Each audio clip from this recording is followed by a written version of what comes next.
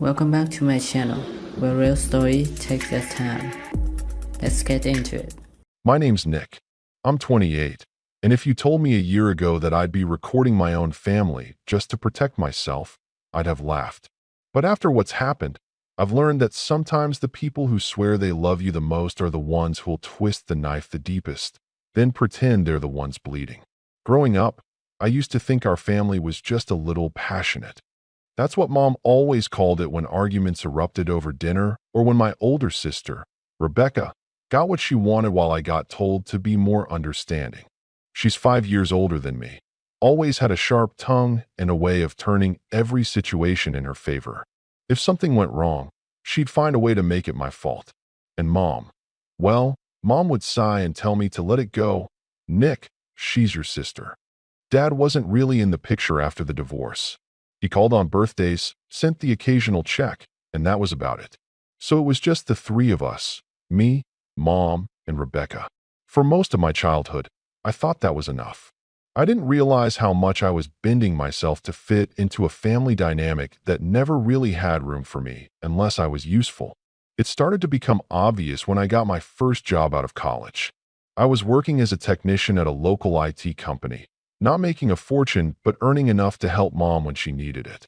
Rebecca, on the other hand, always seemed to be in crisis mode, needing a temporary loan, asking Mom to watch her kids, or having some new excuse about why she couldn't keep a steady job.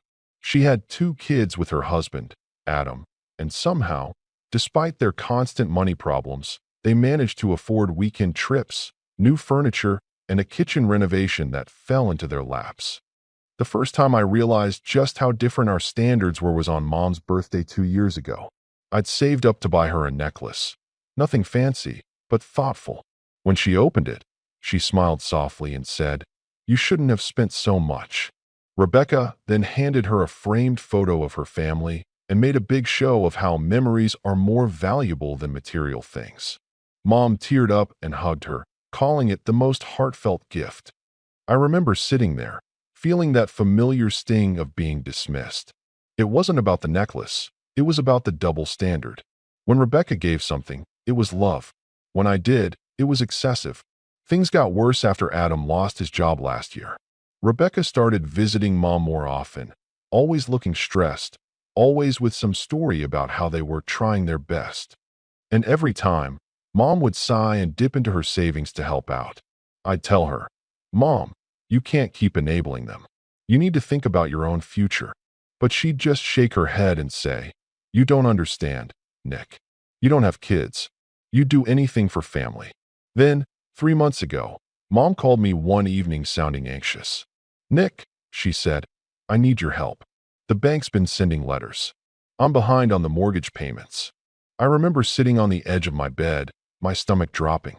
Mom had always been careful with money. I asked her how it happened, and she hesitated before saying, "It's been hard with the rising costs, and I helped your sister a few times." A few times. Those words echoed in my head. I asked her how far behind she was, and when she told me, I felt sick. If she didn't make the next payment soon, she could lose the house, the only place that still felt like home. So, I did what I thought any decent son would do. I told her I'd take care of it.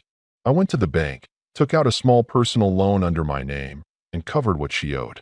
It wasn't easy, my credit wasn't perfect, and it meant tightening my own budget, but it felt like the right thing to do. Mom cried when I told her. She said I'd saved her life. Rebecca, of course, barely acknowledged it. She texted me, "That's really kind of you," followed by a heart emoji, like I'd just done her a small favor. A week later, everything started to unravel. It was a normal Saturday morning. I was scrolling through social media before heading out to work when a post caught my eye. A picture of turquoise water, white sand, and a cocktail in hand. The caption read, "Finally made it to the Maldives. Family getaway we all deserved." It was Rebecca, her, Adam, and the kids, smiling wide in matching beach outfits.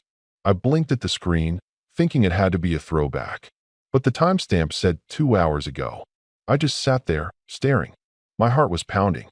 The same sister whose husband was between jobs. The same sister whose family could barely afford groceries. The same sister Mom had been bailing out for months, was now on a luxury vacation halfway across the world. I tried to tell myself maybe Adam's family had paid for it. Maybe they'd won some contest. Anything but the worst possibility. But as the days went by, Rebecca posted more: dinners by candlelight, boat rides, private villa tours. It didn't look like a spontaneous trip. It looked planned. I decided to visit Mom that Sunday. She looked tired, like she hadn't been sleeping well. I sat down with her in the kitchen and asked gently, "Mom, did you know Rebecca's in the Maldives?" Her face went blank. "Oh, she mentioned something about a short trip." "What? A short trip? Mom, that place costs thousands." She frowned, avoiding my eyes. "I'm sure they found a deal." "You know," she said, "Adam's cousin works in travel." I could tell she didn't believe it either. But she didn't want to face what it implied. Then I asked, "Did you give her any money recently? After I helped with the mortgage?" That's when she hesitated. Just for a second, but long enough to answer the question without words. I pressed gently, "Mom, please, just tell me the truth." She looked down at her cup of tea. She said she needed help catching up on bills. I didn't know it was for that. I felt my jaw tighten. "Mom, that was my loan money. The money I took out to help you keep this house." She flinched, whispering, "I didn't think she'd misuse it." She said, she promised. That night, I barely slept. My thoughts were racing between disbelief and anger. It wasn't even about the money anymore. It was about the betrayal. I'd gone into debt to keep Mom safe, and my sister had turned around and used that same help as a free ticket to paradise. I needed answers. So, I called Rebecca the next morning. She answered, sounding cheerful. "Hey, little brother. What's up?" "Just curious," I said flatly. "How's the Maldives?" There was a pause, then a soft laugh. "Oh, you saw the photos. Beautiful, right? We really needed this." "Yeah," I said slowly.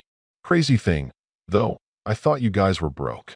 Another pause, then she said lightly, "Don't be so dramatic, Nick. We're fine." I could feel my blood pressure rising.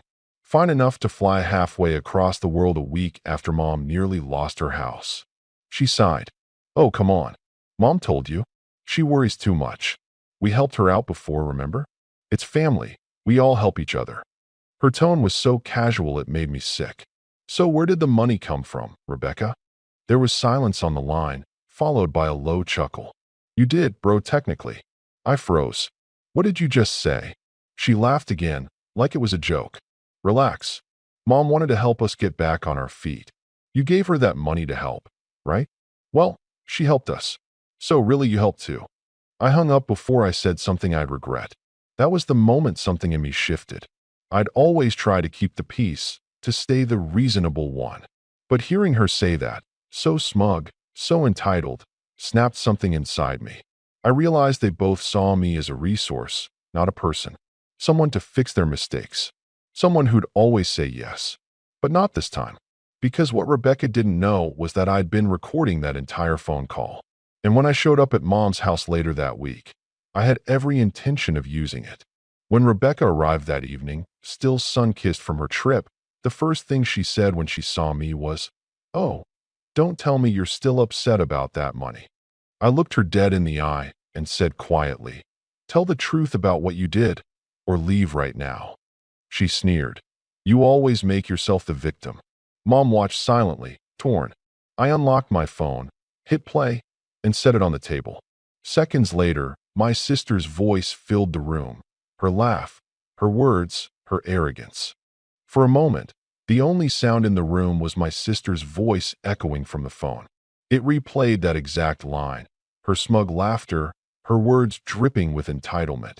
"You did, bro, technically." Mom's face drained of color as if someone had pulled the air right out of her lungs. Rebecca's smirk faltered for a split second before she rolled her eyes and scoffed. "Oh, come on, Nick. You're really recording private conversations now? That's low, even for you." I didn't answer. I just looked at her, really looked at her, and realized I didn't recognize the person standing in front of me anymore. This wasn't just the sister I grew up with. This was someone who saw me as nothing but a bank account with legs. Mom finally spoke, her voice trembling. "Rebecca, is this true? You used Nick's money for your trip?" Rebecca threw her hands up. "Oh my God, you're all being so dramatic. We just needed a break." Everything's been so stressful. Adam lost his job. The kids were miserable. I was barely holding it together. What's the big deal if we took some time to recharge? I could barely believe what I was hearing. The big deal, I said, my tone sharper than I intended, is that Mom could have lost her house, and I took out a loan to stop that from happening. You took that money, the one thing keeping her safe, and used it to sip cocktails in the Maldives. Rebecca crossed her arms, glaring at me like I was the problem. It's not like you're struggling, Nick. You have a stable job, no kids, no responsibilities. You can afford it. You've always been so selfish about money. That word, selfish, made me laugh out loud. Not because it was funny, but because it was so absurd it hurt. Selfish? You took money meant to save Mom's home. You lied. You laughed about it. And I'm the selfish one. Mom was still sitting at the table, silent, her eyes glistening. Rebecca, she said softly, please tell me he's wrong. Rebecca looked at her with that same defiance she'd always used to win arguments as a kid. I didn't lie. You said you wanted to help us get back on our feet, remember? You offered. I just took the chance to breathe a little. Mom buried her face in her hands. Oh my God. Rebecca. I felt my chest tighten. I wanted to shout, to demand she admit what she'd done, but deep down I already knew how this would play out. It always did. Rebecca would manipulate, cry, spin the story until she was the victim again. And Mom, as much as she was hurt, would fold. She always did. And she did. When Mom finally lifted her head, her voice was small. Rebecca, what you did was wrong. But Nick, maybe she just didn't think it through. She's been under so much stress lately. That sentence broke something inside me. There it was again. The same cycle, the same excuses. Rebecca could burn down the house, and Mom would still hand her the matches and say she was just tired. I pushed my chair back, the legs scraping against the floor. So what now? You're going to pretend this didn't happen? You're going to keep letting her use you? Mom reached for my hand, but I stepped back. Nick, please don't make this harder. I'm not making it harder. I cut in. I'm trying to stop her from draining you dry.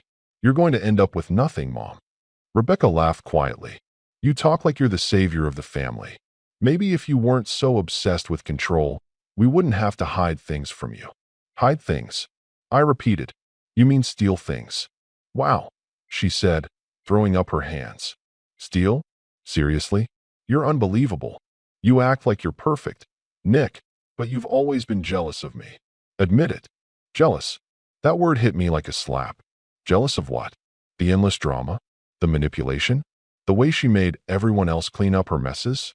I stared at her and said quietly, you know, Rebecca, it's kind of funny. You keep accusing everyone of jealousy, but maybe it's just easier than admitting you hate when someone doesn't fall for your act. Her smile faltered. For a split second, I saw the truth flicker in her expression.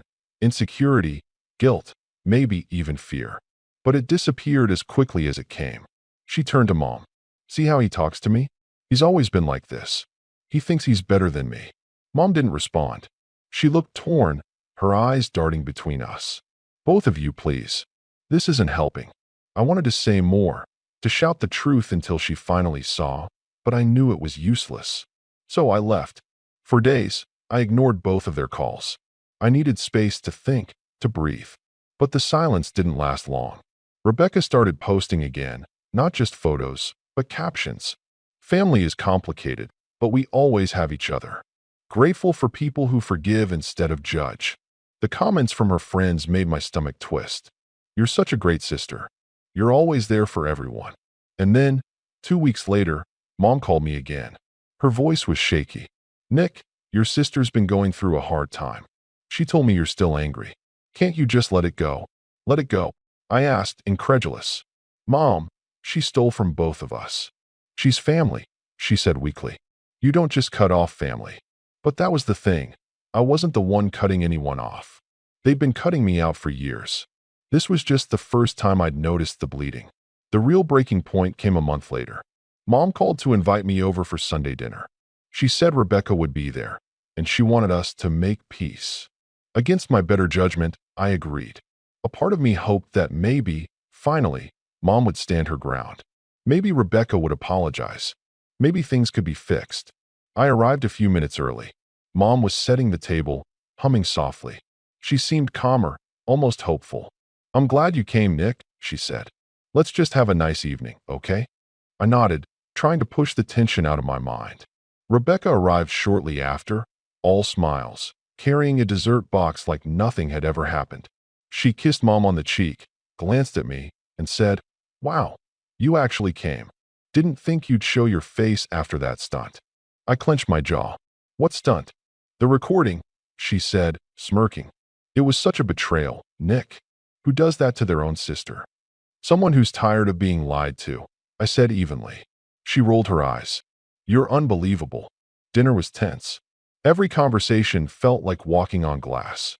Rebecca kept making subtle digs about my boring job, my lonely apartment, my need to be in control. Mom kept trying to change the subject, pretending not to notice. Then, halfway through dessert, Rebecca leaned back in her chair and said casually, "By the way, Mom and I have been talking. We think it'd be good if you helped out a bit more around here. You know, with bills and stuff." I set down my fork. "What bills?" She exchanged a glance with Mom. "The house. Repairs, maintenance, property taxes. It's a lot for Mom to handle alone. And since you're doing well," I turned to Mom. "You agree with this?" She looked guilty. "Nick, the roof needs fixing. And Rebecca's been helping me with groceries lately, so..." I laughed, a short, bitter sound. "Helping with groceries? You mean with my money?" Rebecca slammed her hand on the table. "You're such a martyr, Nick. You think every little thing you do makes you the hero of the story. You're not the only one who sacrifices for this family." I leaned forward. "What exactly have you sacrificed, Rebecca? Because from where I'm sitting, all you've done is take." Her eyes narrowed. "You really don't get it, do you? Mom loves me more because I'm there for her. I visit, I call, I help out. You just throw money around and think that makes you a good son." That was the dagger. I looked at Mom, waiting for her to say something, to defend me, to correct her, but she stayed silent. Rebecca smiled faintly, seeing my reaction. "See? Even she knows it's true." And that was it. That was the moment something inside me snapped completely. I stood up slowly. "You know what, Rebecca? You can have your version of the truth. You always do. But I'm done playing along." "Meaning what?" she asked, her tone suddenly wary. I looked between her and Mom. "Meaning that whatever's coming next, you won't see it coming." Rebecca laughed, though her voice trembled slightly. "Oh, please. What are you going to do, Nick? Post another recording?" I smiled faintly. "No. This time, I'll let you expose yourself." And then I walked out, leaving both of them at the table, Mom pale and silent, Rebecca fuming but confused. That night, as I sat in my car, I decided something. If they wanted to play games with my trust, my money, and my silence, then fine. I'd play too, but on my terms. And when I was done, they wouldn't just lose my help. They'd lose the one thing they valued more than anything else, their reputation. After that dinner, I disappeared from the family's radar. Not out of spite, exactly, though there was a little of that. Mostly, it was because I had to rebuild myself. The part of me that had been stretched thin from years of pretending that their entitlement was normal, that their manipulation was love, that my worth was measured by how much I could give without complaint. The week after I walked out of Mom's house, I spent long hours alone in my apartment, thinking about everything that had happened. Rebecca's smug laughter, Mom's silence, Adam's indifferent smile in every vacation photo. It was like peeling back layers of wallpaper, only to realize the wall underneath had been rotten all along. For the first time in years, I let myself feel everything I'd been burying. Anger, frustration, sadness, betrayal. It was messy, uncomfortable, and exhausting, but it was also freeing. I remember sitting on the edge of my bed one night, staring at the ceiling, thinking about how I had been bent, stretched, and ignored for decades, and feeling a spark of clarity. They didn't define me. Their approval, their validation, their praise, none of it mattered. What mattered was me, what I could do for myself, what I could build without constantly being pulled into their chaos. I started small. I canceled all the unnecessary monthly payments that had been going to help Rebecca. I made a budget that worked for me, planned out a way to pay off the loan I'd taken from Mom, and slowly started saving again. I told myself it wasn't revenge, it was survival. But secretly, I knew this was the foundation for something bigger, a way to reclaim my power, my pride, and eventually my dignity. Work became my refuge. I threw myself into projects, staying late, learning new skills, networking quietly. I wasn't looking for promotions. I was building leverage. For the first time, I realized I could succeed on my own terms. The sense of accomplishment I felt wasn't just financial, it was psychological. Every task completed, every client satisfied, every problem solved without anyone else's interference felt like a tiny victory against years of being underestimated. During that period, I also started paying attention to my own life outside of work. I reconnected with friends I had drifted from because family drama had consumed too much of my time. I started taking care of my health more seriously, running a few mornings a week, cooking meals instead of grabbing takeout, even reading books that weren't related to work or self-help. It was mundane, steady progress, but I realized that building a life for myself wasn't about drama or confrontation. It was about laying bricks, one day at a time, until I had something solid to stand on. Meanwhile, the family dynamic outside my control began to crack on its own. I'd occasionally hear through mutual acquaintances or social media that Rebecca and Adam's financial situation wasn't as perfect as they portrayed. There were hints, canceled plans, late payments, vague explanations about expenses. I didn't revel in it. I stayed in my own lane. But it was satisfying to know that the fantasy they projected to the world was fragile, built on shaky ground. Then came the pivotal moment, the opportunity that changed everything. At work, my manager approached me with a project that had been languishing for months because no one had the time or patience to handle it properly. It was risky, complex, and high profile, but I knew it was exactly what I needed. I said yes without hesitation. The project consumed me. I spent nights analyzing data, creating strategies, and finding solutions where others had given up. And slowly, it began to pay off. The client was thrilled, internal stakeholders were impressed, and word of my competence started spreading quietly. Within months, I was offered a promotion, not the flashy kind with a new title, but one that came with decision-making power, autonomy, and resources I'd never had before. I accepted. It was like stepping into a new world where I was finally respected not because I was related to someone else or because I was quietly giving away my money, but because I had earned it. With that newfound stability, I began to rebuild my finances aggressively. I paid off the loan I had taken from Mom entirely, then set up an emergency fund, then invested in a small side business I'd been thinking about for years, an online tech consultancy focused on helping small businesses automate operations. It was slow at first, but with the skills I had honed and the reputation I was building, clients started coming in steadily. I realized I was capable of independence, real, tangible independence, and it was intoxicating. Even more than the financial aspect, I felt a shift in my own sense of self-worth. I wasn't just someone who gave to keep the peace. I was someone who could set boundaries, take risks, and succeed without relying on the approval of others. I stopped worrying about how my family viewed me. The anger that had fueled me at first gradually transformed into something colder, sharper, the kind of resolve that doesn't need to be shouted to be effective. And then, a month into this rebuilding, something unexpected happened. I ran into a former colleague at a conference.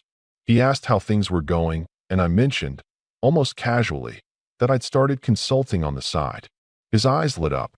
"Actually," he said, "I've been looking for someone exactly like you for a big project. High stakes, but big payoff." Interested, I thought about it for a moment and said yes. That single decision changed the trajectory of my business. The project was huge, challenging, and exhausting, but it validated everything I'd been working toward. By the end of the quarter, I had secured multiple long-term clients, and my consultancy was finally on its feet. I wasn't rich, not yet, but I was building something that no one in my family could ever take away from me. While I was growing professionally, I noticed subtle changes in my personal life as well. Friends I'd lost touch with came back into the fold, drawn not by obligation, but by respect. I started dating again, cautiously at first, But the confidence I'd gained allowed me to navigate relationships in a healthy way, setting boundaries I'd never known I could enforce. I realized that part of the revenge, the real revenge, wasn't about humiliating Rebecca or proving Mom wrong. It was about becoming someone who couldn't be manipulated, controlled, or dismissed. And yet, even as I was rising, there was a shadow lingering. I hadn't forgotten Rebecca's laugh, her words, the way she had treated me as a source rather than a person. I hadn't forgotten Mom's silence, the way she always tried to smooth over conflicts rather than confront the truth. Every time I scrolled past a photo of Rebecca's life, the fake perfect vacations, the staged smiles, a little fire ignited inside me.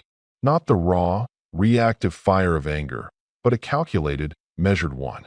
I was building, and soon, they would see the results. Then, one evening, I received a message from a mutual family friend. It was short, almost casual. Rebecca and Adam are struggling financially. Something about debts they can't cover. Thought you might want to know. I stared at it, feeling a strange mix of satisfaction and disbelief. This wasn't about celebrating their misfortune. It was about the scales beginning to tip, the invisible ledger of favors and lies finally balancing itself out. And for the first time, I realized how powerful it was to be untouchable, to be the one who had all the cards and could decide when, if ever, to play them. That night, I thought about all the years I had spent bending, compromising, and sacrificing. I thought about the loan I'd taken, the sleepless nights worrying about Mom's house, the constant manipulation I had endured. And I smiled quietly to myself because I knew that I wasn't just recovering. I was thriving. I was reclaiming everything they had taken from me, not through confrontation, but through patience, strategy, and relentless self-respect. But deep down, I also knew the next phase was coming. Building myself up was only the beginning. There was a reckoning on the horizon, and I would be ready. Not because I wanted revenge in the childish sense, but because some truths needed to be exposed, and some people needed to face consequences for treating me, for taking from me, as though my life and effort meant nothing. For now, though, I kept my head down, my work steady, and my plans quiet. I smiled when Rebecca's posts appeared online, all sun and smiles, oblivious to the storm brewing quietly just beyond her curated reality. The difference this time was I wasn't angry anymore. I was calculating. I was patient. I was untouchable. And when the time came, the revelation would be inevitable and devastating.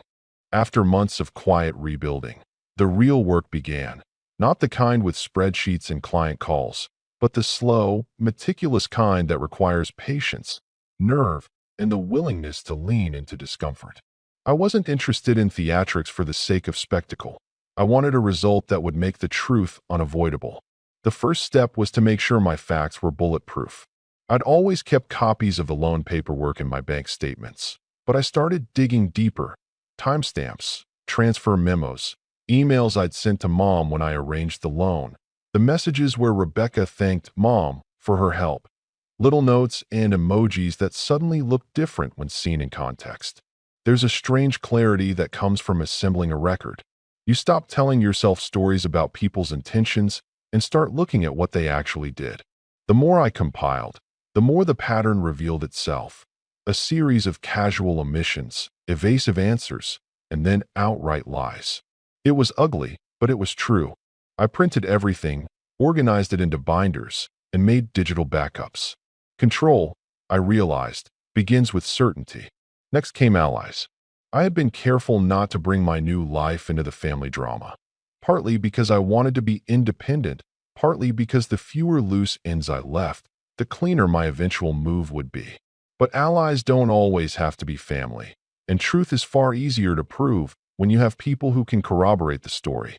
There was James, the former colleague from the conference who'd helped me land a major consulting client. He owed me nothing, but he respected competence and hated bullshit almost as much as I did. Over coffee, I told him the condensed version: loan, Maldives, recording, Mom's inertia. He listened without interrupting, then said two words that felt like a lifeline. How can I help? He didn't offer emotional platitudes. He offered logistics. He had access to a network of small business accountants and a friend at a local gallery who was connected in the community. That sounded odd at first, but I learned that reputations are fragile, and the right whisper in the right ear can bend a narrative the way a single gust bends a reed.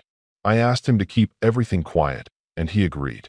I also reached out to Maria, an old friend from college who'd become a paralegal. She met me for a long walk in the park and talked practicalities. Chain of custody for documents, what constituted evidence, how to request bank records without tipping my hand. She didn't sugarcoat things. You can reveal the truth, she said, but only if it's airtight. Otherwise, you'll look like the angry brother.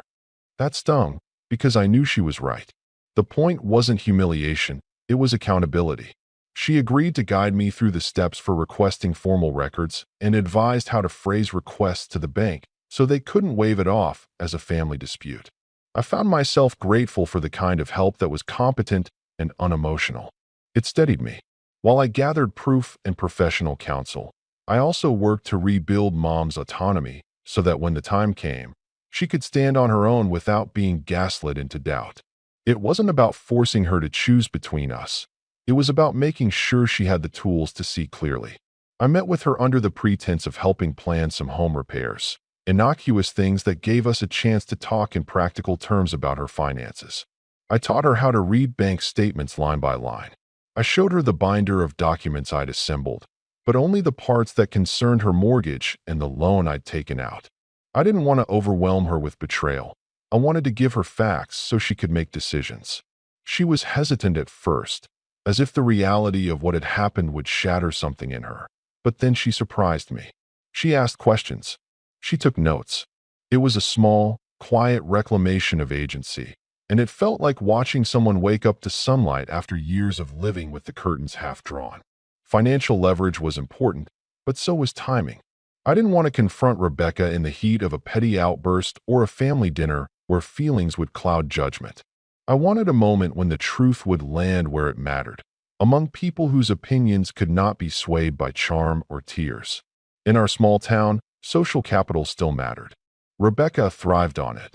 She belonged to the neighborhood association, volunteered at school events, and cultivated the kind of image that made neighbors defer to her. If the narrative could shift in those circles, it would ripple outward. So I built a plan that moved on two fronts: the factual trail to discredit the narrative of benevolent help, and a quiet strategy to let people see the discrepancy between the curated story Rebecca sold and the reality the documents proved. There were practical risks, of course. Exposing a family's private finances can break things that can't be repaired. I thought about that a lot. Was I becoming the thing I once despised, someone wielding power to wound? I came back to the same answer. I wasn't seeking cruelty. I was seeking truth and fairness. For years, I'd been the only person who absorbed the fallout of everyone else's choices. I wasn't interested in public shaming for its own sake. I wanted justice, accountability, and the restoration of boundaries. If that meant revealing embarrassing truths, so be it. There's a difference between revenge that tears and revenge that corrects. My aim was the latter. I started to lay groundwork in subtler ways. I reconnected with neighbors who'd been friendly with Mom, not to gossip, but to remind them, gently, of the realities of single-income households, the costs of home ownership, the way small, repeated loans can hollow someone out. Conversations were casual, not accusatory. Did you ever notice the mail piling up at Mrs. Harper's house? Did you see the notice from the bank on the community board? People listened. People commented. Word spread, not as a pointed attack on Rebecca, but as a pattern that, once observed, didn't align with the glossy vacation posts. It was slow and strategic, like planting seeds in soil and waiting for the first shoots to surface. At the same time, I sharpened my digital strategy. I created a secure folder with all the evidence, time-stamped and backed up in multiple places. I encrypted it and gave a copy to James and Maria. People who, if anything unexpected happened to me or the files, could verify their authenticity. I made sure the files were organized so that anyone reviewing them would see a chronological story: the loan disbursement, the transfers, Rebecca's messages, her Maldives postings, and the exchanges that made her smug statement undeniable. It felt bureaucratic, almost clinical, but there's a power in that clarity. When emotions run high, clear documentation is like clean water.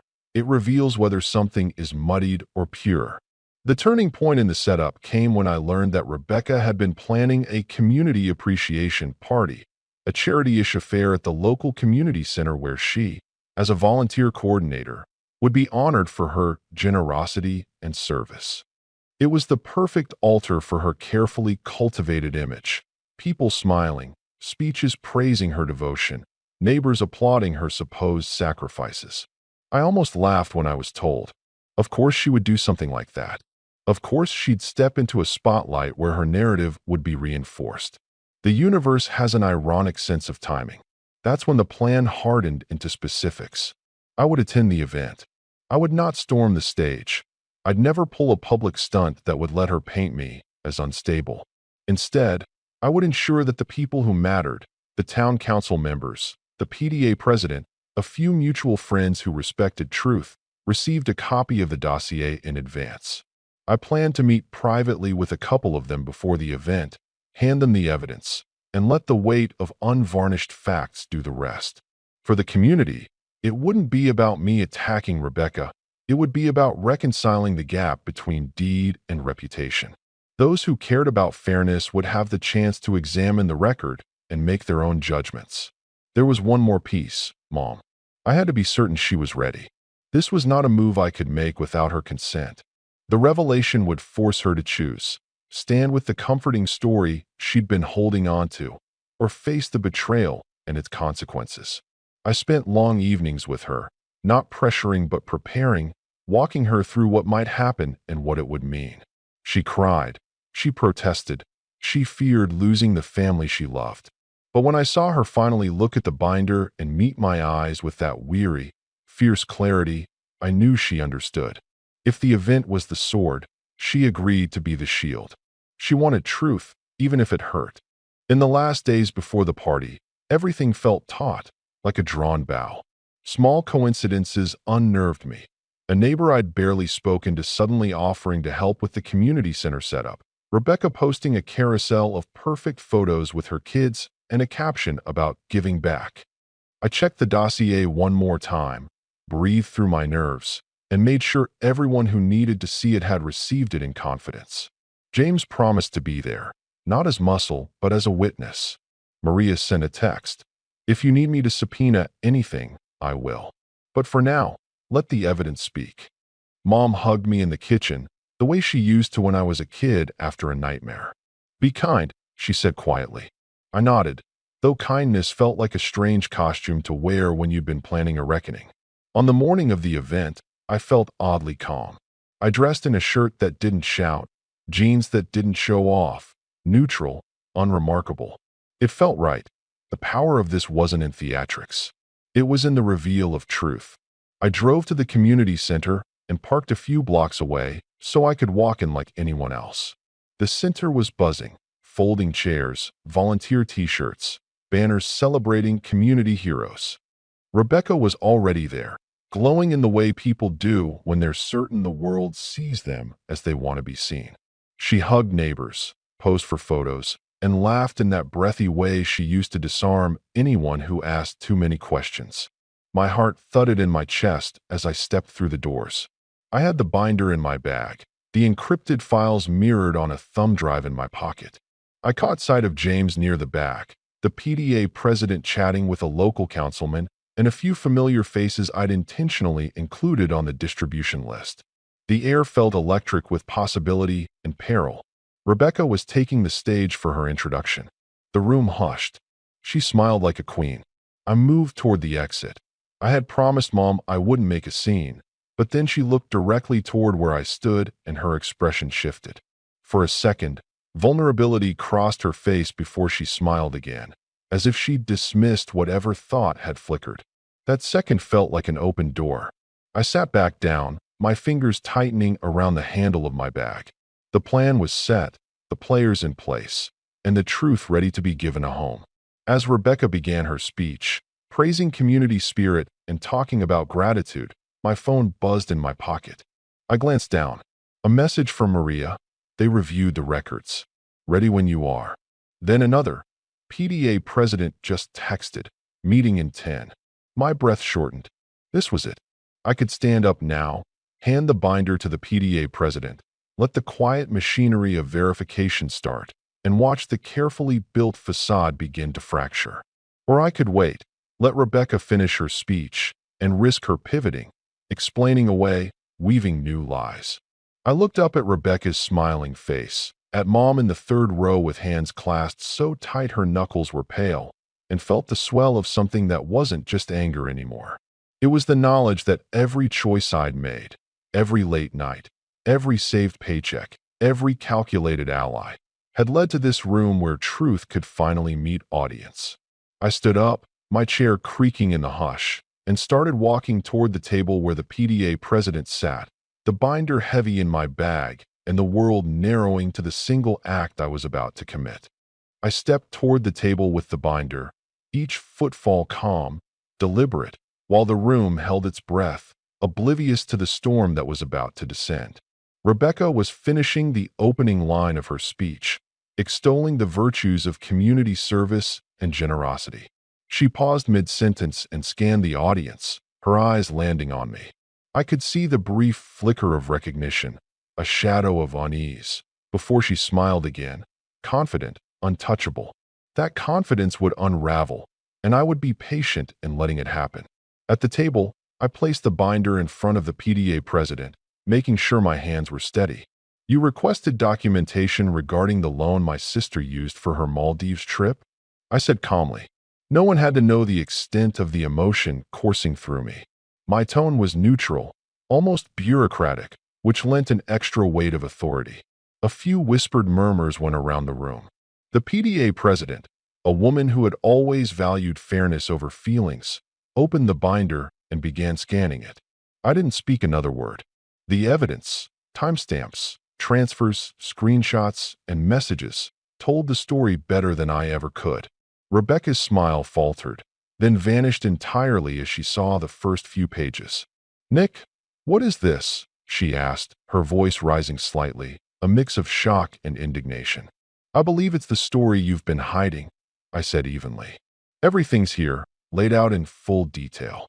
For a moment, she looked around at the crowd, probably hoping someone would step in to smooth over the embarrassment. But she found only silence. Curious eyes turned toward the binder, not her. The room wasn't laughing, but the tension was palpable. People were reading, whispering to each other, comparing faces to statements. There was no spin they could trust. It was all right there, black and white, incontrovertible.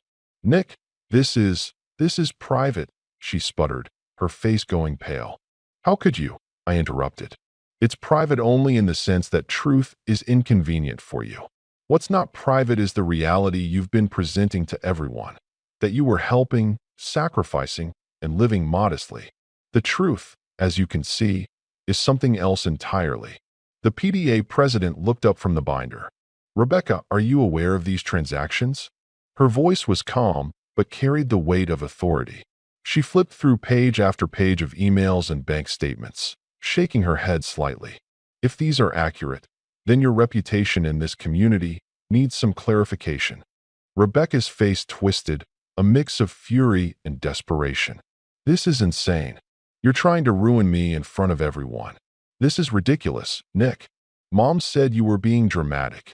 I glanced at Mom, who was sitting quietly in the third row, her hands trembling, her face pale but resolute. Her eyes met mine briefly, no words, just acknowledgement. She knew, finally, that I was right, that the document spoke louder than any argument she had ignored. I turned back to Rebecca. "Mom didn't need me to tell her. I needed you to be confronted with reality. This isn't about drama, it's about accountability. You misused funds intended for critical support for our family. That's not drama, that's theft." Her composure crumbled entirely. The veneer of charm she had cultivated over decades peeled away in front of everyone. People began murmuring, some shaking their heads, others whispering questions to each other. The PDA president closed the binder, meeting her gaze firmly.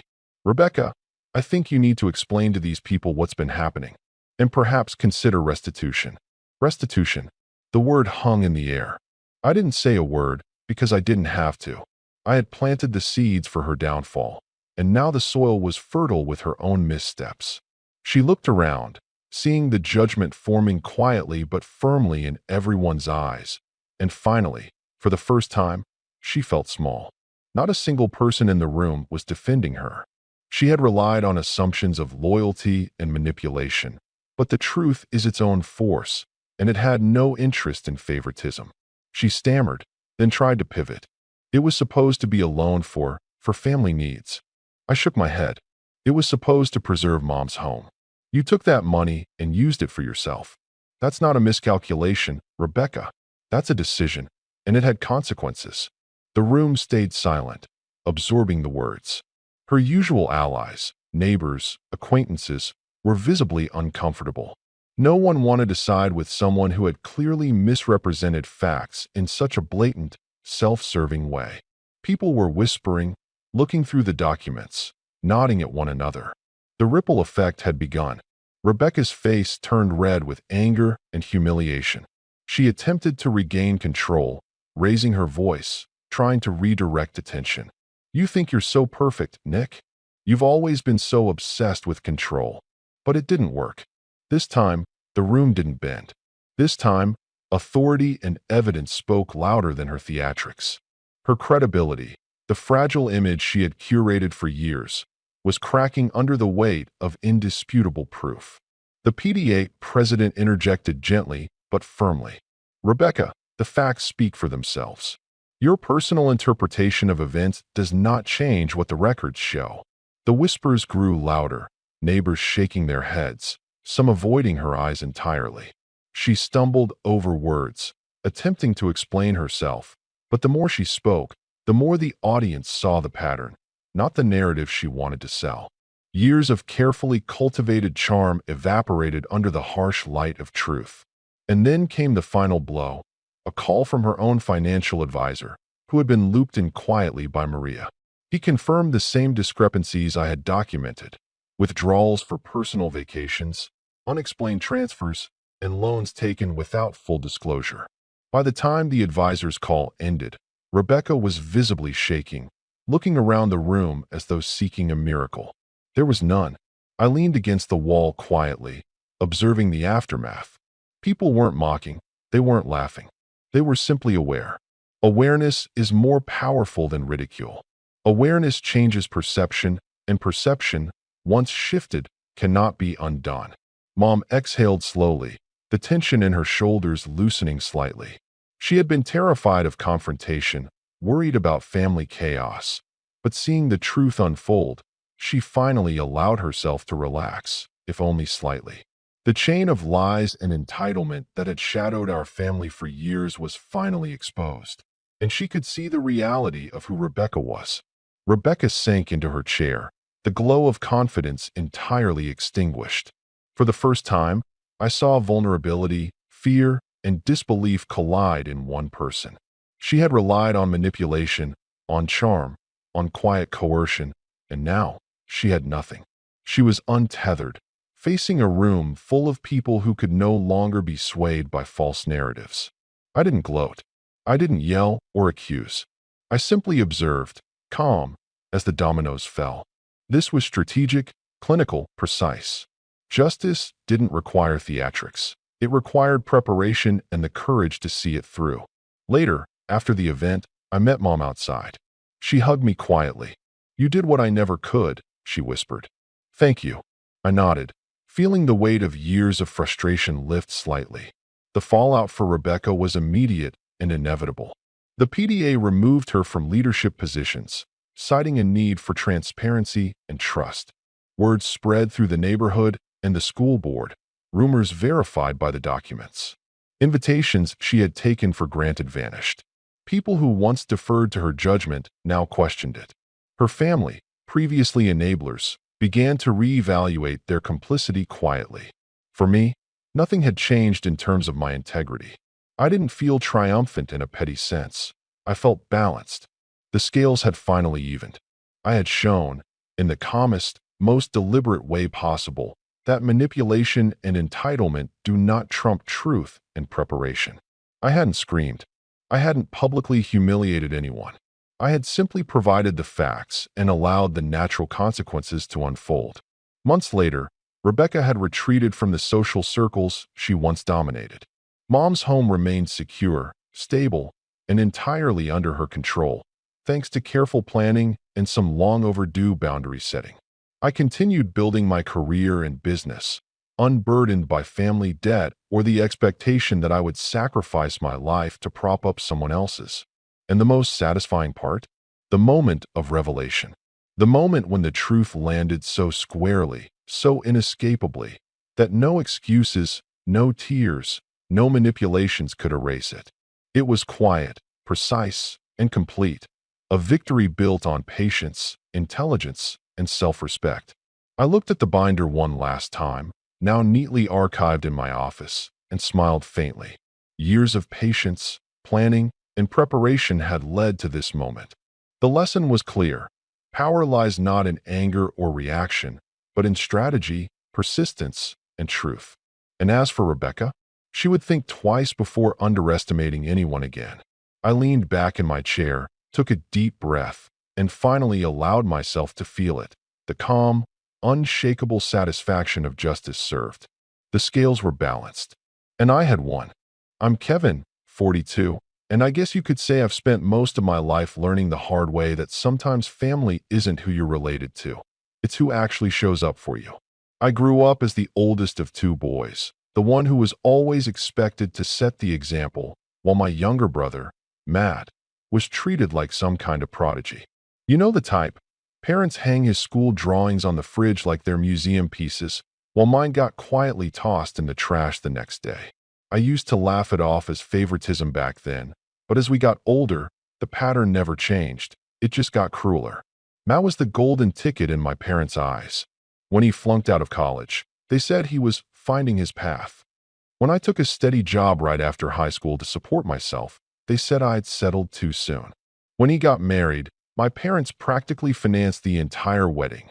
Meanwhile, when my wife, Sarah, and I tied the knot, my mom complained that our small ceremony was too last minute to attend. Still, I tried to let it go. I had a good job in IT, a supportive wife, and, later on, a daughter who became my entire world. Her name's Emily. She's 18 now, smart as can be, with that spark that makes you believe she's going to do something great in life. For years, I tried to keep the peace. I'd show up at family gatherings, endure the constant comparisons, and pretend I didn't notice the way my parents' eyes lit up whenever Matt entered the room. Sarah used to tell me, "You don't owe them anything, Kev." But part of me still wanted their approval, some piece of validation that I hadn't completely failed at being their son. I guess that's what decades of conditioning will do to you. You convince yourself that maybe, if you're patient enough, they'll finally see you. That illusion shattered last year, on the night of Emily's high school graduation. She'd worked so hard to get there, late-night study sessions, part-time jobs, even tutoring younger students for extra cash. She'd earned a scholarship to her dream university, and Sarah and I couldn't have been prouder. We'd planned a small family dinner to celebrate. Nothing fancy, just close relatives, good food, and a toast to our daughter's hard work. I'd sent out invitations weeks in advance, including to my parents and Matt's family. A few days before the event, my mom called. I could tell right away something was off. Her tone was careful, almost rehearsed. "Kevin, honey," she started. "About the graduation dinner. We were thinking maybe it's not the best idea to make a big thing out of it." I frowned, confused. "What do you mean, Mom? It's just a dinner. Emily's been looking forward to it." "Well," she hesitated, "you know how things have been with Matt lately. He's had such a hard time since the layoffs. And now that Josh," she meant my nephew, Matt's son, "got accepted into that private academy, we thought maybe it would be better to give him the spotlight for a bit. He's been struggling with confidence, and it wouldn't be fair to overshadow him right now." For a second, I thought I'd misheard her. "Wait," I said, trying to keep my voice calm. "You don't want us to celebrate Emily's graduation because it might make Josh feel bad?" She sighed like I was the unreasonable one. "Kevin, it's not about that. We just think timing matters. Maybe have a quiet celebration later, just you and Sarah. You understand, right? It's what's best for the family. That phrase, what's best for the family, has always been her favorite shield. It meant whatever they decided was automatically right, and any resistance meant you were selfish. I hung up that night with a tight chest and an even tighter jaw, trying to make sense of it. When I told Sarah, she just stared at me like she couldn't believe it. "They're serious?" she asked. "They actually said that?" "Yeah," I said, sinking into the couch. Apparently, celebrating our daughter's achievement would hurt Matt's kids' feelings. Sarah's response was immediate. "Then forget them. We'll celebrate without them." And we did. That night, we had our dinner with just a few close friends and relatives who truly cared.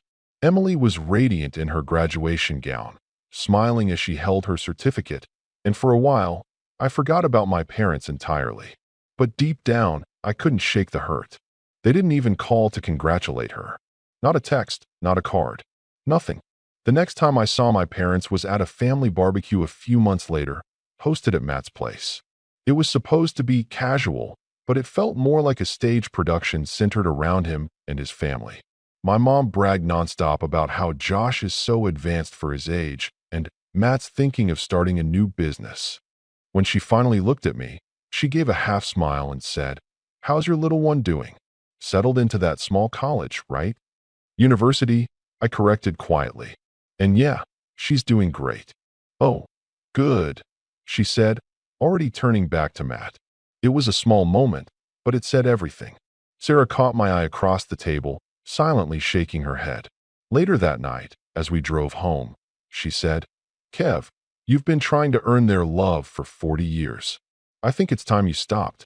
I wanted to argue, but I couldn't. She was right. Still, cutting ties felt impossible. It's not easy to walk away from the people who raised you, even when they've spent your whole life reminding you that you'll never be enough. That changed a few months later, during Thanksgiving. My parents had invited us again, and against Sarah's better judgment, I agreed to go. I thought maybe we could have one normal evening, one where Emily wouldn't be invisible in her grandparents' house. But the moment we arrived, it was clear nothing had changed. The entire dinner was about Matt's new business venture. They went around the table, praising him like he'd reinvented the wheel. When Sarah tried to bring up Emily's scholarship or her volunteer work at a local STEM program, my mom smiled politely and said, "That's nice, dear," before immediately turning to Matt to ask about his office space. By dessert, I was ready to leave. But then came the comment that finally broke something inside me. My dad raised his glass and said, "We're just so proud of both our boys. Matt's building something amazing, and Kevin," he paused, looking at me. "Well, Kevin's always been steady, reliable. We need people like that too." There was a chuckle around the table. I could feel the heat rising in my chest. It wasn't the words themselves. It was the patronizing tone, the way they reduced my entire life to background support for Matt's spotlight.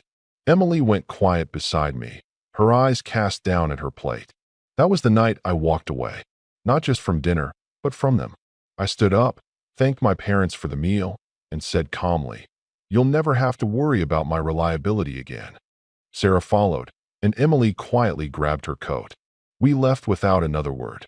For the first time in years, I felt free and furious. Because walking away didn't erase the decades of dismissal. It just made me realize how much time I'd wasted waiting for people who were never going to change. But here's the thing about finally cutting ties. You start to rebuild in silence. You focus on what matters, on the people who believe in you. And that's exactly what I did. What my family didn't know was that while they were busy boasting about Matt's business, I was quietly working on something of my own. Something that would, 1 year later, make them see everything they'd taken for granted and everything they'd lost. After that Thanksgiving night, my phone stayed silent for months. No calls, no texts, no check-ins from my parents. I thought maybe they'd realize how deeply they'd crossed a line, but deep down I knew better. Silence was just another form of control with them, a way to make me crawl back and apologize for overreacting. But this time, I didn't bite. Sarah was relieved, honestly. She told me she hadn't seen me this calm in years. Emily seemed lighter too, though I could tell she was still hurt. I caught her once, scrolling through old family photos, stopping on a picture of her and my mom baking cookies when she was little. It's weird, she said quietly. I don't even know if Grandma likes me. That hit me harder than I let on, because I didn't have an answer. Meanwhile, Matt and my parents carried on like nothing had happened. I still heard about them occasionally, mostly through mutual friends or family acquaintances. Apparently, Matt's business wasn't going so well. He'd convinced our parents to invest a decent chunk of their retirement savings into his new startup idea, something about eco-friendly furniture. But the whispers were that he'd bitten off more than he could chew. Still, whenever Mom talked about it publicly, it was always, Matt's company is just in a transition phase. These things take time. About 6 months after Thanksgiving, the silence broke.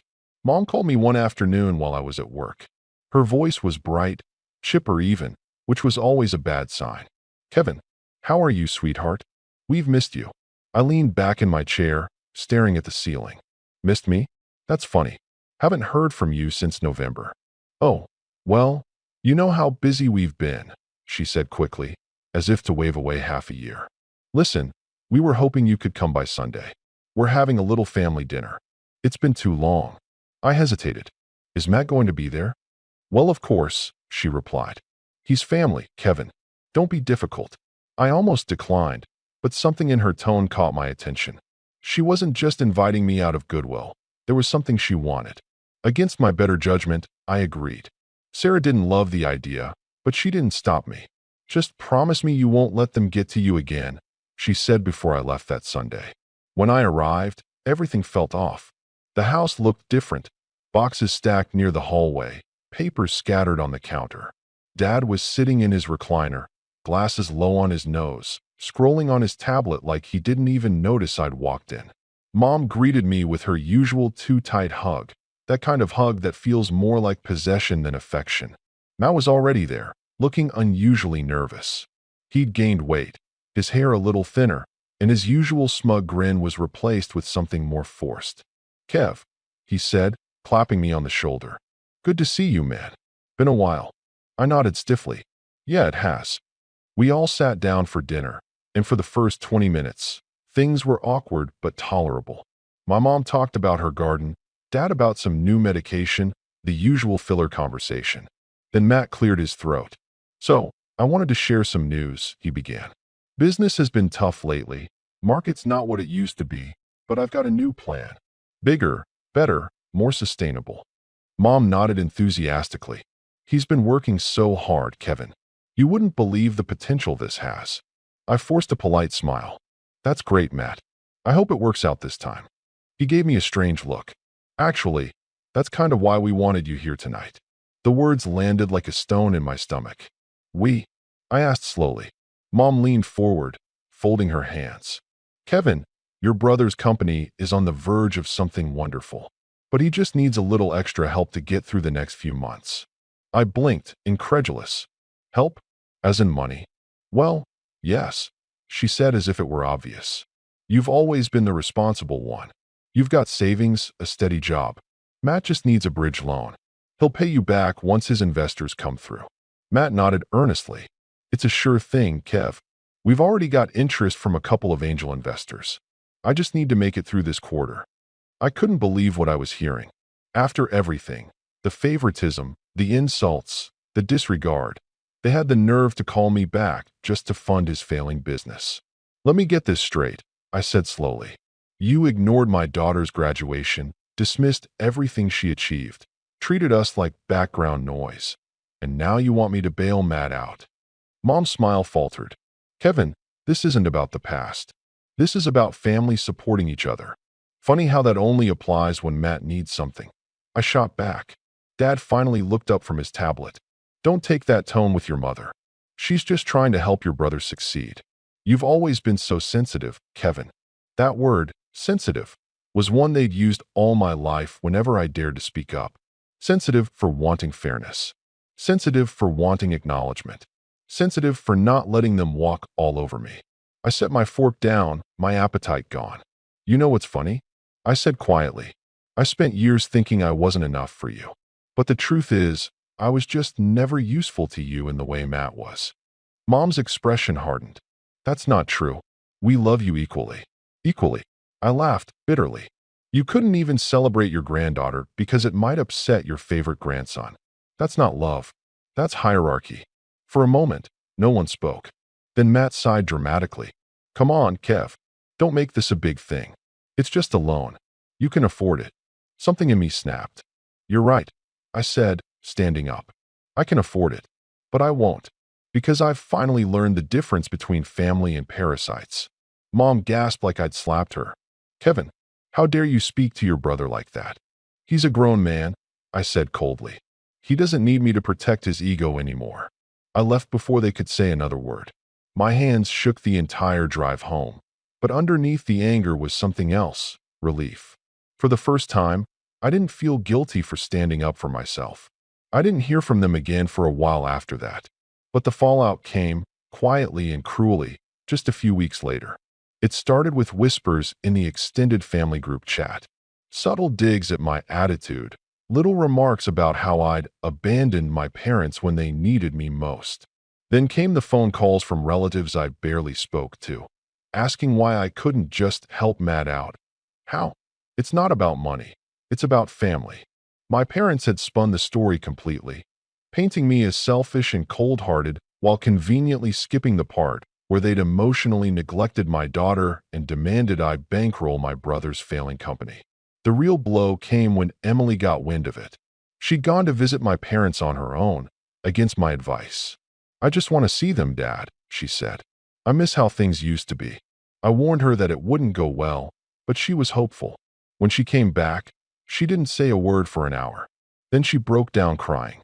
Apparently, my mom had told her that I was ruining the family, and that my refusal to help her uncle was teaching her to be selfish. They even said Sarah had turned me against them. That was the moment something inside me hardened completely. It wasn't just about me anymore. They could mistreat me all they wanted, but dragging my daughter into it, making her feel guilty for their manipulation, that was a line I'd never forgive them for crossing. I tried to move on after that, but I couldn't. Every time I saw Emily's face, hurt, confused, I knew I had to do something. Not for revenge, exactly, but for justice, for closure, for peace. And fate, it seemed, handed me the perfect opportunity. Because not long after, Matt's big investment deal imploded. Word spread fast. The eco-furniture startup folded, and with it, most of my parents' savings. They'd put everything into him, emotionally and financially. And suddenly, their golden boy wasn't so golden anymore. They didn't know it yet, but while Matt's empire crumbled, I'd been quietly building something of my own. Something real. Something successful. Something they never thought I was capable of. And when they finally came knocking again, broke, desperate, and humbled, it would be my turn to decide whether to open the door. After Matt's business imploded, the fallout was brutal. I won't lie. There was a part of me that felt satisfaction, a flicker of, finally, they're getting a taste of reality. But that feeling quickly got buried under a heavier, more complicated mix of anger, disappointment, and pity. My parents were shell-shocked, pacing around the house like trapped animals, muttering about mistakes and betrayal. They had been so sure of Matt, so certain that his charm and vision would carry him through, and now the illusion had shattered completely. At first, I stayed out of it entirely. Sarah kept insisting that I ignore their calls and texts, which were coming more frequently now, thinly veiled with apologies and pleas. Kevin, Mom had written in one particularly desperate email. We didn't mean for things to get so out of hand. Can we please talk? We need our family together. I didn't respond. I let the emails pile up unread in my inbox. Each one felt like another reminder of all the years they'd ignored my achievements, my daughter's milestones, and the constant favoritism that had defined my life. Emily, meanwhile, was thriving in her scholarship program. She was applying for internships, excelling in her classes, and making friends who appreciated her for exactly who she was. Watching her grow became my anchor. She was proof that my life, and our lives, didn't need validation from people who never wanted to see us succeed. I realized I had been carrying the weight of their opinions for too long, and it was time to shed it completely. I also had to reckon with my own career. I had a solid IT position, but I'd been coasting for years, letting the routine numb me while dreaming about building something bigger. When Matt's disaster hit, it triggered something in me, an urgency to do more, to create something of my own that couldn't be taken away by anyone else. Sarah encouraged me to pursue it. "Kev," she said, "you've been giving so much of yourself to everyone else. Now it's time to focus on you and Emily." I started small. I'd been tinkering with a software concept for a few years, an idea for an app that helped small businesses streamline inventory management, a problem I knew all too well from personal experience. At first, it was just evenings and weekends, scribbling notes, designing prototypes, and quietly learning the business side of things. But the more I worked, the more the project grew in my mind. This wasn't just about money. It was about control, about proving to myself that I could build something meaningful without anyone else's approval. By the end of the first year after Matt's collapse, I had a functioning beta of the app, a small but growing client base, and an unexpected sense of empowerment. I was no longer just Kevin, the reliable one. I was Kevin, the creator, the problem solver, the man who had finally reclaimed his own narrative. Of course, life didn't magically smooth itself out. There were late nights, moments of doubt, and financial strain. Sarah took on extra hours at her job so we could reinvest in the business, and Emily worked part-time to support herself through tuition. But for the first time, I felt like a family unit in the real sense of the word, one that cared for each other, not for status, appearances, or petty competition. Meanwhile, my parents' world continued to crumble. Matt's ego couldn't withstand failure. He lashed out constantly, blaming everyone but himself for the disaster. He started turning on our parents too, criticizing them for pressuring him and treating him like a child. I got updates through family gossip, short snippets that I didn't need to chase but couldn't completely ignore. They were proud once, smug even, and now they were scrambling, humiliated, desperate. One evening, a mutual friend reached out to me. "Hey Kevin, I heard about your project," she said. "Looks like things are going well. Have you considered expanding? You could really scale this." The conversation lit a fire under me. By the next week, I had secured a small round of private investment, not from my family, obviously, but from people who recognized potential, hard work, and integrity. The app's growth was exponential after that. Small business owners raved about its simplicity and efficiency. By mid-year, we had contracts with several regional chains. Emily, who had an eye for design, started helping with user interface improvements, and Sarah handled client communications. Our home life became a seamless blend of work and family, a stark contrast to the toxic environment I'd grown up in. But success isn't only measured in numbers. For the first time, I could see the weight lift from Emily's shoulders. She no longer had to compete for attention, to prove her worth, or to navigate the complicated, often cruel dynamics of my parents' household. She could just be Emily, and watching her flourish gave me a kind of satisfaction I had never felt before, a quiet, unshakable pride that was entirely mine. As the months rolled on, I started to hear whispers about my parents' financial situation. Matt's ego had prevented him from being honest with them about the full extent of the losses. They were on the brink of bankruptcy, and every conversation I overheard in family circles painted them as desperate, scrambling to salvage what little dignity remained. I kept my distance. There was no rush to intervene. After everything, they had no right to my help. It was during this time that the first real cracks in my relationship with Matt showed in public. At a casual holiday gathering, he tried to assert dominance, boasting about a supposed new business plan that sounded strikingly familiar to the app one had been quietly developing. I wasn't tempted to engage. Instead, I let him flounder in front of the entire extended family. Watching him stumble, fumbling with spreadsheets and projections that made no sense, felt cathartic. Not gloating, exactly, but a quiet affirmation that competence, patience, and dedication still mattered, even if he had spent his life being favored by people who only cared about appearances. By the end of the year, the app had gone national.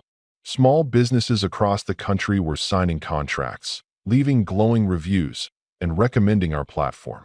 Emily was being recognized at her university for her contributions to the user experience design, and Sarah and I had managed to create a balance of family, business, and personal growth that I hadn't thought possible in my life. Through it all, my parents stayed on the periphery, sending occasional emails that begged for meetings, apologies thinly veiled with subtle manipulation. "We miss you," they wrote.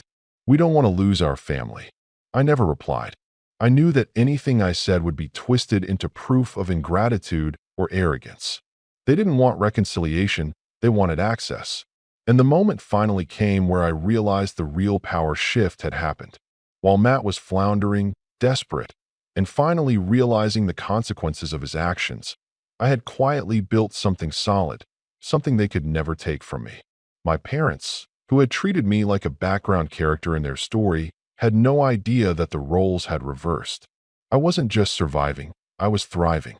I had created a life that they could no longer influence, no longer manipulate, no longer overshadow. The tension in the family was palpable. Whenever our paths crossed in public, I could see it in their eyes, the disbelief, the jealousy, the silent calculations. They had spent decades elevating Matt, mocking me, dismissing my efforts, and now the reality was unavoidable. The person they had underestimated was the one holding the winning hand.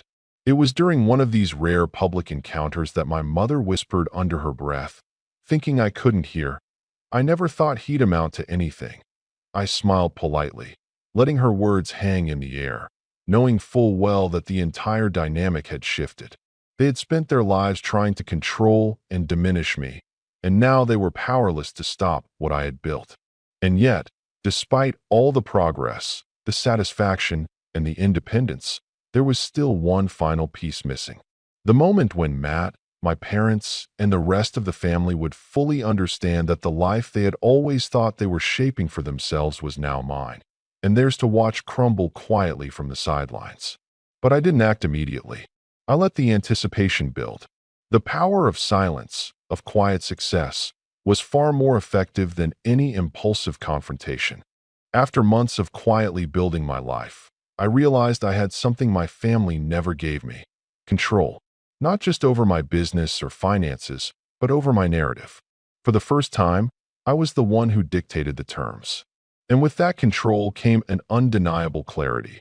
This wasn't just about proving Matt wrong anymore. It wasn't about gloating or petty revenge. It was about taking what had been mine all along: dignity, respect, and the recognition my family had denied me for decades, and showing them, in a way they couldn't ignore, that I had finally succeeded without their approval. The first step was strategy. I didn't want to rush into confrontation. That was the old me, the one who would have thrown himself headlong into family drama, hoping they'd finally see the truth. No, this time I needed precision. Patience had been my ally for months, and now I planned to use it ruthlessly. I started by assessing the landscape. My parents were financially weakened, Matt was scrambling for credibility, and their social circles still held them in high regard. That was important, because their pride would be the key to making them understand the scope of what they'd lost. I began quietly reaching out to allies. Not people in my family. They were either complicit or unreliable, but friends, business partners, and mentors who had observed my work ethic and talent firsthand. I asked for advice, guidance, and introductions. I also started collecting data on Matt's business failures and my parents' financial missteps. Everything from failed ventures to bad investments. It wasn't about revenge yet. It was about creating leverage. I wanted to have the entire picture so that when the time came, I could demonstrate how methodical and self-sufficient I had become. Sarah was my closest confidant throughout this. She'd been my rock from day one, quietly reminding me that our life, our daughter, and our success didn't depend on anyone else's validation. She offered perspective I'd lacked for decades. "Kev," she said one night as we worked on refining the app's marketing strategy, "you've done everything they never believed you could. Don't rush it. Let them see it in full force. That will hurt them more than anything you could say." Emily, surprisingly, also became a small but critical part of my plan. She had a keen eye for strategy and marketing, something I hadn't fully appreciated until she started suggesting ways to publicize the app without making it look like an overt power move. "Dad," she said, "we don't want to gloat, but we can show the world our success in a way that gets noticed. People respect competence, not bragging." I smiled at her. She'd inherited my stubborn streak, but also a clarity I envied. The next few months were all about expansion and careful positioning. I attended industry events, gave talks on small business optimization, and gradually built a public profile, not as the person my parents thought I was, the quiet, reliable background figure, but as someone innovative and respected in my field. I even started receiving invitations to panels and interviews, often alongside people my parents knew socially. The irony was delicious. They would hear about me secondhand from friends, neighbors, and even local news, and there was nothing they could do to diminish it. At the same time, I kept tabs on Matt's efforts to recover. He was desperate to regain footing, often bragging to anyone who would listen about the next big project that would turn everything around. But he was sloppy, impulsive, and increasingly transparent in his failures. I learned to be patient and let him make mistakes publicly, knowing that each misstep reinforced the contrast between our approaches. Where he gambled recklessly, I planned meticulously. Where he sought approval, I sought impact. Then came the perfect opportunity. My parents had decided to host an anniversary party, a large gathering of extended family, friends, and social contacts. They wanted Matt to be the centerpiece, naturally, highlighting his resilient business spirit and framing themselves as supportive pillars. Invitations went out, and I was deliberately excluded. But this only fueled my resolve. I saw the party not as a personal slight, but as a stage, one I could use to demonstrate everything they'd underestimated me for. I began laying the groundwork subtly. I reached out to mutual acquaintances who would be attending the event, making discreet arrangements to highlight my accomplishments during casual conversations. I also leveraged media contacts who could give legitimacy to the app's success in a way that would reach the same circles. The goal wasn't to crash their party or humiliate them publicly. That would be too obvious. But to allow the truth to emerge organically, unstoppable, and undeniable. I also prepared my financial position strategically. While Matt's business had collapsed, I ensured that my investments, savings, and the app's contracts were ironclad. This wasn't just about money. It was about optics. I wanted it to be clear that everything I had built was entirely independent, achieved without their guidance, support, or interference. They had ignored me for years, and now the contrast between their favored child's desperation and my self-made stability would be glaring. As the party approached, the tension built. Sarah and Emily were fully briefed on the plan, though it was more about being ready to respond if the situation demanded it. "Kev," Sarah said one evening as we reviewed the guest list, "remember, the goal isn't just to prove a point. It's to make them see that their choices, ignoring us, favoring Matt, have consequences. And it's better if it comes from the world noticing, not from us screaming it at them." Emily nodded, adjusting her notes for a small showcase she'd arranged for the app. "They're going to see what we've built," she said. "Whether they like it or not, they won't be able to ignore us this time." I felt a mixture of anticipation and calm. For so long, I had carried the frustration, the anger, the sting of their favoritism. Now, I had transformed it into a plan. Every step I had taken, the app, the public recognition, the financial security, the alliances, was a building block for this moment. I wasn't acting out of spite. I was acting with precision. And yet, I knew I had to wait. I had to be patient because one wrong move could turn my calculated strategy into chaos. Timing was everything. I watched from the sidelines as my parents busied themselves with party preparations, making calls, sending reminders, ensuring Matt would be the center of attention. They were so consumed with the narrative they wanted to present that they didn't notice the one player they had underestimated was quietly arranging a different narrative altogether. There was a particular thrill in this phase, this calm before the storm. Every interaction with Matt or my parents was an exercise in subtlety. I maintained politeness, civility, even warmth when necessary, all while internally cataloging every mistake, every assumption, every overconfidence that would eventually work to my advantage. I observed patterns, recorded behaviors in my mind, and considered the social levers I could pull to ensure maximum impact. Then came the moment that convinced me the timing was perfect. A mutual acquaintance, someone my parents respected greatly, accidentally revealed in casual conversation that they had heard about my app's rapid growth and national adoption. "Kevin's really making waves," they said. "I think he's outpaced most of the competition already." My parents' faces turned subtly, but the slight flicker of unease was unmistakable. That was all I needed. They knew, in the back of their minds, that something significant had happened, but they hadn't yet grasped the magnitude. From that point on, I refined the setup for the party. Emily and I coordinated a small demonstration of the app's capabilities, making sure it would naturally draw attention. Sarah prepared a few talking points for casual discussions, designed to highlight the growth and recognition we'd earned without ever mentioning Matt or our parents explicitly. Everything was arranged so that the narrative would speak for itself, undeniable and public. And as the day of the anniversary party drew near, I felt a strange mixture of excitement and serenity.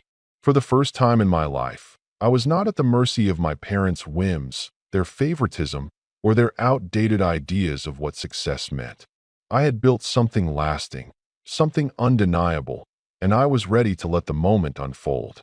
The day of my parents' anniversary party arrived, and the air was thick with their usual pretense: polished smiles, carefully arranged flowers, and the sense of a meticulously curated narrative where Matt would once again be the shining star.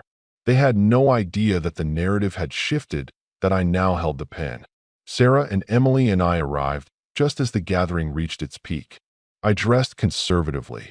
Nothing flashy, nothing attention-grabbing, but I carried with me a quiet confidence that only comes from knowing the ground beneath you is solid, unshakable.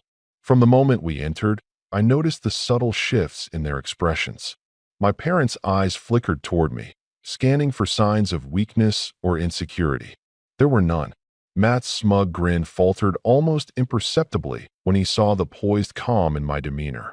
He looked as if he expected me to be sheepish, apologetic, or desperate for approval. Instead, I simply smiled politely, nodded to a few extended relatives, and started moving through the room with Emily at my side. The first wave of my subtle setup was public awareness. I had discreetly coordinated with several industry contacts who happened to be attending the party. These were people who had been following my app's rise and were eager to see it recognized.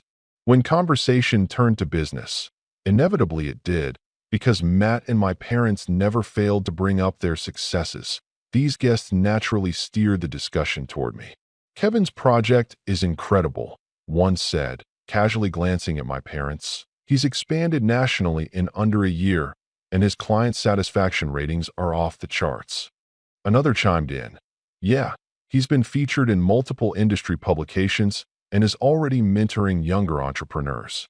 I could feel the temperature in the room shift ever so slightly. My parents smiled politely, trying to maintain composure, but the subtle quiver in my mother's lip betrayed her discomfort. Matt, meanwhile, was trying to reclaim the narrative. "Oh, that's nice," he said, trying to insert himself into the conversation. "But my venture is still developing, and I've got big plans in the works." I didn't even respond. I let the room speak for me. The acknowledgement from independent voices, people whose opinions carried weight, was more damning than any direct confrontation could have been. Every compliment, every reference to my accomplishments, highlighted what my parents had ignored for decades. I watched their faces shift from mild irritation to visible panic. They were finally seeing what I had been building quietly all this time, and there was nothing they could do to deny it. The next part of the plan involved Emily. She had prepared a small, elegant demonstration of the app's capabilities on a tablet. Nothing showy, just clean, professional, and effective. She navigated through the interface, highlighting features that made small businesses' lives measurably easier.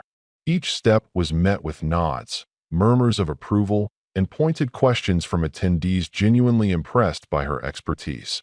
Matt tried to interject again, offering explanations of his innovative concepts, but his words fell flat. The room was already captivated by Emily's presentation and the recognition I had quietly cultivated. Even friends who had known Matt since childhood started asking questions like, "Kevin, how did you scale this so quickly?" And "Emily, are you planning to expand the platform further?" Every question, every compliment, was another brick in the wall between my parents' expectations and reality. At one point, my mother leaned toward Dad, whispering something about how this is unexpected, her eyes darting nervously in my direction. My father's usual stoic posture faltered as he swallowed hard, clearly unsettled by the growing admiration for the work my daughter and I had accomplished. Matt, completely unprepared for the attention I was commanding, grew increasingly red-faced. He muttered under his breath, trying to salvage credibility, but it was useless. The social proof was overwhelming. By the time dessert was served, the momentum had shifted entirely. The guests were buzzing about our accomplishments, quietly admiring the ingenuity, dedication, and success that had flourished without the familial favoritism that had defined Matt's life. My parents were trapped, unable to interject, unable to diminish what was right in front of them. Their golden child had crumbled, and the reliable one they had ignored was now the one commanding respect. I decided to take one final step, something subtle but cutting. I arranged for a casual toast. Not a dramatic proclamation, just a polite acknowledgement of the occasion. I raised my glass, Emily and Sarah by my side, and spoke in calm, even tones. "It's wonderful to be here celebrating with everyone tonight. I'm especially proud of Emily, who has put so much hard work into her studies and our project.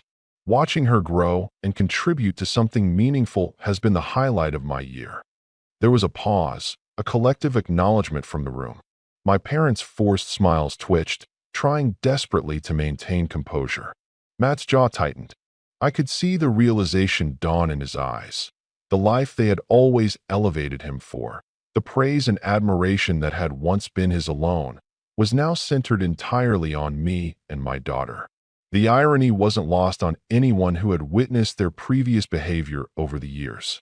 One of the guests leaned over, whispering loudly enough for everyone to hear. "Kevin, this is really impressive. I can't believe you pulled this off so quietly. Most people would have bragged, but you let the work speak for itself." The words were like an echo in the room. My parents could hear them. They knew their attempt at control had failed, and there was nothing they could do to reverse it. Matt opened his mouth, probably to try and defend himself, but no one listened. The room's attention was fixed on the undeniable fact that my family's past favoritism had built someone up to fail, while ignoring someone who was quietly capable of real, sustainable success. By the end of the evening, the subtle shift in social power was complete. Guests congratulated Emily and me repeatedly, and the praise was genuine, earned, and independent of my parents' influence. Matt left early, slamming the door behind him, his ego bruised and shattered. My parents stayed a little longer, trying to salvage dignity, but their every attempt to redirect attention back to Matt was met with polite deflection from others. The reality was unassailable. Their years of favoritism had finally caught up to them, and I had quietly orchestrated a scenario where the truth was undeniable. Later that night, as we drove home, Sarah glanced at me, eyes wide with a mixture of pride and disbelief. "You did it," she said softly. "That was perfect. You didn't yell. You didn't confront anyone. You just let them watch the truth unfold." Emily chimed in, grinning. "I think they finally get it. And I think they're scared." I allowed myself a quiet smile. Good. They should be. I didn't feel vindictive in the cruel sense. I felt empowered. I felt like a man who had spent a lifetime underestimated, overlooked, and dismissed, and had finally stepped into his own light. I had built a life my family never imagined possible, and I had done it with integrity, precision, and patience. Over the following weeks, the fallout continued. Family gossip began circulating, this time centered on Matt's failures and my success. My parents were forced to reckon with the reality that the son they had disregarded was the one achieving what they had always wanted. Invitations to family events dwindled from their side. Suddenly, my presence was not just acknowledged. It was necessary for appearances and credibility. But by then, I didn't need them. I had reclaimed not just my success, but my dignity and my daughter's sense of worth. Emily knew her achievements were hers alone, validated by people who truly understood and appreciated them. Matt learned, painfully and publicly, that charm and favoritism could only get you so far. And my parents, who had spent a lifetime shaping narratives to their own satisfaction, were left to watch the life they had ignored flourish in front of them, without them. The final, quiet victory came when I realized I no longer cared about their approval. For the first time, the years of disrespect, favoritism, and dismissal held no power over me. I had taken the pain they caused and transformed it into something tangible, lasting, and undeniable. And as I tucked Emily into bed that night, Sarah beside me, I thought about the long arc of my life, the years of being overlooked, the subtle and not-so-subtle slights, the endless comparisons to Matt. I realized that revenge, in its purest form, doesn't need to be loud or cruel. It just needs to be inevitable. I had waited patiently, played my hand strategically, and allowed the world, and my family, to witness the truth. And that truth, calmly, resolutely, and completely, belonged to me. Because sometimes, the best revenge isn't in destroying someone else. It's in quietly building a life they never thought you could, and watching them realize, too late, that they had no part in it. And for the first time in my life, I felt untouchable.